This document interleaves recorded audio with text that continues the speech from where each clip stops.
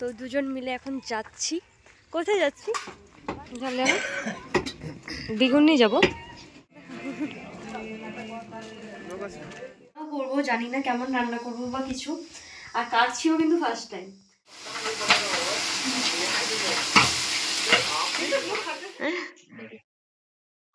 মাছের টেস্ট কেমন আছো সবাই? আশা করি ভালো আছো, সুস্থ আছো, আর আমরাও ভালো আছি, সুস্থ আছি। সবার সুস্থতা কামনা করে নতুন আরেকটা ব্লগ স্টার্ট করছি। এখন বাজে 5টা 50, মানে 6টা বাজতে 10 মিনিট বাকি রয়েছে। এখন থেকে আমি ব্লগটা স্টার্ট করছি। স্কিপ না করে শেষ পর্যন্ত দেখতে থাকো, আই হোপ তোমাদের খুব ভালো লাগবে। তো এখন দেখো রেডি হয়ে নিয়েছি, যাবো একটুখানি, এই যে ওয়াকিংয়ে যাবো, প্লাস আমার একটা পার্সেল এসছে, ওটা আনতে যাব। তো আমার কোনো যাওয়ার ঠিক ছিল না, তোমাদের দাদাভাই একটু তাড়াতাড়ি আসছে বললো এখন। তো ও বললো যে একটু এগিয়ে আসতে, তো যাব ওখানে একটুখানি। দেখি টুকটাকও কিছু যদি পাই সেরকম কেনাকাটাও করব। অ্যাকচুয়ালি বাড়ি থেকে তো বেরোনোই হয় না, সারাদিনটা বাড়িতেই থাকা হয়। এই বিকেলের টাইমেই সবাই বেরোয়। আর আজকে জানো তো পুরো সকাল থেকে বৃষ্টি হয়েছে, দুপুর থেকে তো প্রচুর বৃষ্টি হয়েছে, এখন একটু ফাঁকা হয়েছে। তো অবশ্যই দেখাবো বাইরে গেলে বাইরের পরিবেশটা।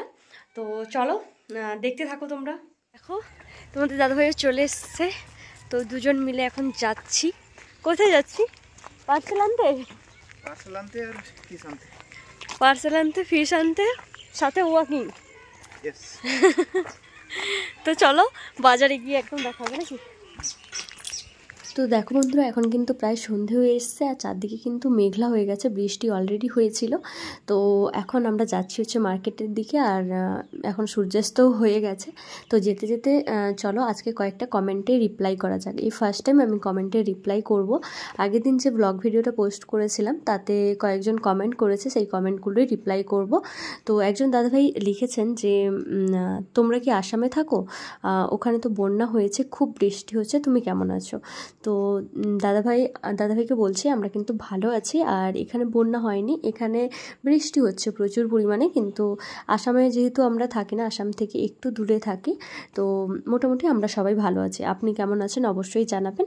তো তারপরে আর একজন দিদিভাই কমেন্ট করেছেন, ওনার কমেন্ট দেখে যা বুঝলাম উনি আমার কমেন্টটা খুব ভালো করে, মানে আমার ভিডিওটা খুব ভালো করে দেখেছেন, ওই জন্য কিন্তু কমেন্ট করতে পেরেছেন। তো আমরা যখন আসামে ছিলাম, আমাদের আসামের বাসের সবজি খেতে দেখেছি, আমরা কোনোদিন খেতাম না। ওখানে ঢেঁকি শাক বলে এক ধরনের সবজি পাওয়া যায়, এক ধরনের শাক পাওয়া যায়, খেয়ে দেখবে কেমন লাগে, আমার ভালো লাগতো না। আচ্ছা ঠিক আছে, ঢেঁকি শাক বলে, এখানে যদি পাই অবশ্যই খেয়ে দেখবো, কেমন লাগে অবশ্যই জানাবো। যদি আনি কোনো দিন অবশ্যই ব্লগেও শেয়ার করব। তো আরেকজন দিদিভাই কমেন্ট করেছে, পম্পা রয় তুমি সত্যি খুব মিষ্টি, ভিডিওটা দেখে খুব ভালো লাগলো। থ্যাংক ইউ দিদিভাই। তো আজকে এই কমেন্টগুলো খুবই সুন্দর লাগলো, ওই জন্যই কিন্তু ব্লগে শেয়ার করলাম। তোমরা যারা আমার ভিডিও দেখো তোমরা অবশ্যই কমেন্ট করো, আমার যেই কমেন্টগুলো ভালো লাগবে সেগুলো আমি নেক্সট ব্লগ ভিডিওতে শেয়ার করব। তো দেখো তোমাদের সঙ্গে কথা বলতে বলতে কিন্তু আমার অনেকগুলো, মানে আমি মার্কেটেও চলে এসেছি, আমার অনেক কাজও হয়ে গেছে। তো ফার্স্টে চলে এসেছিলাম হচ্ছে মাছ দোকানে, মাছ দোকান থেকে কি মাছ নিলাম সেটা অবশ্যই বাড়ি গিয়ে শেয়ার করব। মাছ নেওয়া হয়ে গেছে, তারপরে চলে এসেছিলাম হচ্ছে সবজি দোকানে, আর এখন তোমাদের দাদাভাই হচ্ছে সবজি পছন্দ করছে, মানে সবজি কিনছে। তো এখানকার সবজিগুলো মোটামুটি যা যা আছে তোমাদেরকে তো দেখালামই।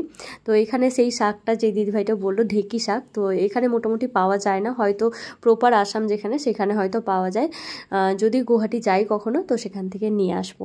তো মোটামুটি সবজি টবজি সব কিছু নেওয়া হয়ে গেছে। তারপরে চলে এসেছিলাম হচ্ছে একটা বাসন দোকানে, মানে বাসন থেকে রান্নাবান্নার যা যা জিনিসপত্র লাগে সব কিছু এই দোকানে পাওয়া যায়।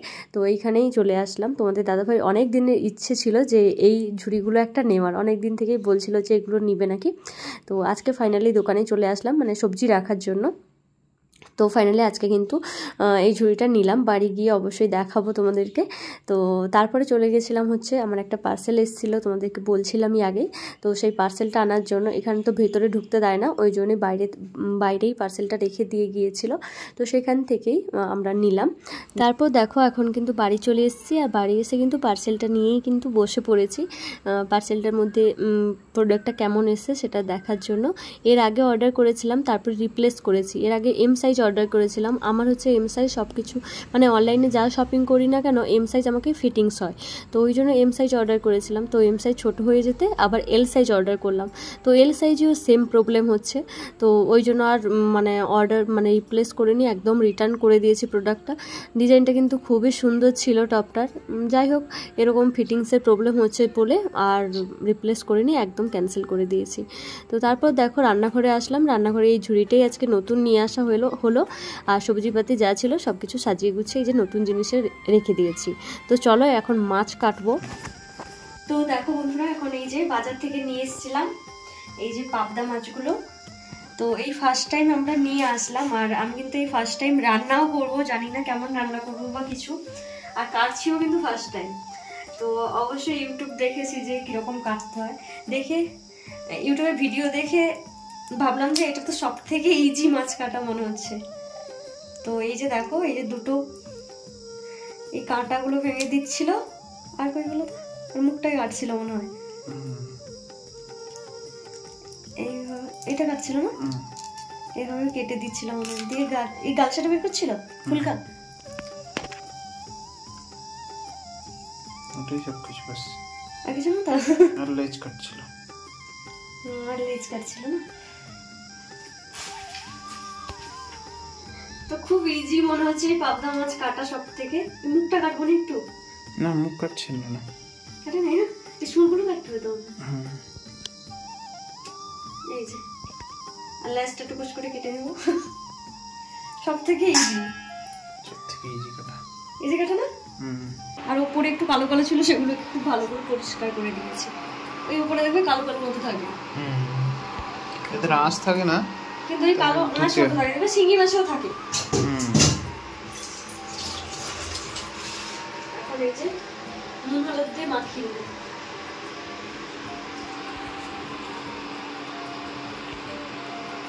এদিকে দেখো মাছের নুন হলুদ মাখিয়ে কিছুক্ষণ রেখে দেবো, ততক্ষণে এদিকে বড়িগুলো আমি ভেজে নিব। আর এই বড়িগুলো কিন্তু আমি বাড়ি থেকে নিয়ে এসেছিলাম। তোমরা যারা আমার ব্লগ দেখো তোমরা নিশ্চয়ই মানে জানো, এই বড়িগুলো যখন দেওয়া হয়েছিল শীতকালে তখন কিন্তু আমি তোমাদের সাথে ব্লগ ভিডিও শেয়ার করেছিলাম। তোমরা কে কে ব্লগ ভিডিওটা দেখেছিলে অবশ্যই কিন্তু কমেন্টে জানিও। এগুলো কিন্তু আমাদের বাড়ির বড়ি। যাই হোক, বড়িগুলো এখন ভাজা হয়ে গেছে। আর জানো তো, এই পাবদা মাছ কিন্তু আমাদের বাড়িতে ফার্স্ট টাইম নিয়ে আসা হলো, ওই জন্য কিন্তু আমি জানতাম না যে এইভাবে মানে এই পাবদা মাছের রেসিপিও জানি না কোনটা সব থেকে ভালো লাগে বেশি, আর মাছটা কাটতেও জানতাম না। যাই হোক, ইউটিউব দেখে আমি শিখি, আর আমাদের বাড়ির দিকে তেমন পাবদা মাছ পাওয়া যায় না, তো ওই জন্যই জানি না। যাই হোক, এখন দেখো আলু বেগুনগুলো ভেজে নিচ্ছি বড়িগুলো ভাজা হয়ে যেতে। তো পাবদা মাছের কোন রেসিপিটা সব থেকে বেশি ভালো লাগে তোমরা অবশ্যই কমেন্টে জানিও, পরে নেক্সট টাইম নিয়ে আসলে অবশ্যই বানাবো। আর মোটামুটি আলু বেগুনও এদিকে ভাজা হয়ে গেছে। তো চলো আলু বেগুনগুলো এখন তুলে নিই। আর ইউটিউব দেখেছিলাম, ইউটিউবে অনেক রেসিপি দেখলাম, কিন্তু বুঝতেই পারছিলাম না যে কোন রেসিপিটা সব থেকে বেশি ভালো লাগবে বা কোনো কিছুই বুঝতে পারছিলাম না, ওই জন্যই নিজের মতো রান্না করছি।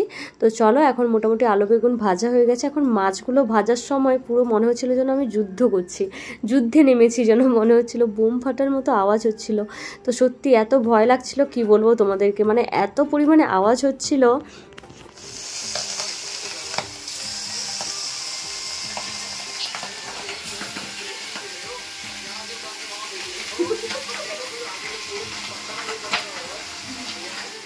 এই মাছগুলো ভাজার সময় কিন্তু খুব সাবধানে ভাজতে হবে। আমি তো জানতামই না যে এই মাছ এরকমভাবে ফাটে বা কিছু, তো অনেকটা সাবধানেই ভাজতে হবে। মোটামুটি ভাজা হয়ে গেছে, পুরো যুদ্ধ জয় করে ফেললাম মনে হয়। তারপরে যেইভাবে মাছের ঝাল রান্না করে না সেইভাবেই কিন্তু রান্না করছি। প্রথমে ওই যে কালো জিরে ফোড়ন দিয়ে কাঁচা লঙ্কা, পেঁয়াজ, তারপরে সর্ষের পেস্ট সব কিছু দিয়ে এই যে মশলাটাকে কষিয়ে নিচ্ছি। আর এদিকে ভাতও প্রায় হয়ে গেছে। তারপরে দেখো এই যে সর্ষের পেস্টটা দিয়ে জল দিয়ে দিলাম। তো কিছুক্ষণ এটা ফুটে উঠলে তারপরে কিন্তু মাছটা দিয়ে দিব। ততক্ষণে এদিকে দেখো আমার ভাতও হয়ে গেছে আমাদের পুচকি হাঁড়িতে। তো এই হাঁড়িটা কিন্তু খুব সুন্দর, আমার তো বেশ ভালো লাগে। তোমাদের কার কার পছন্দ অবশ্যই জানিও। তো দেখো এদিকে মানে এটা ফুটে উঠতে জল দিয়েছিলাম, যে জলটা ফুটে উঠতে মাছগুলো দিয়ে দিলাম, মাছ আলু বেগুন ভেজে রেখেছিলাম ওইগুলোও দিয়ে দিলাম, দিয়ে কিছুক্ষণ ফুটিয়ে নামিয়ে নিলেই একদম রেডি হয়ে যাবে মাছের ঝাল, মানে পাবদা মাছের ঝাল। ওপর থেকে একটু সর্ষের তেল দিয়ে দিয়েছিলাম, তো মোটামুটি রেডি। তারপর চলে আসলাম আমরা খেতে, গরম গরম ভাত আর তরকারি।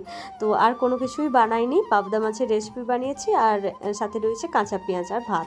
তো বর্মশাইয়ের রিয়াকশান দেখেই বুঝতে পারছো যে কেমন হয়েছে খেতে। তো আমার বর্মশাই তো সবসময়ই প্রশংসা করে, প্রচুর পরিমাণেই প্রশংসা করে, কারণ ওর নাকি আমার হাতের রান্না ভালোই লাগে। তো যাই হোক, চলো আজকের ভিডিওটা এই পর্যন্ত। তোমাদের কেমন লাগলো অবশ্যই জানিও। দেখা হবে আবার তোমাদের সাথে নেক্সট ব্লগে তোমাদের সুন্দর সুন্দর কমেন্ট নিয়ে। তো চলো, সবাই ভালো থেকো, সুস্থ থেকো, সবাইকে এখন টাটা।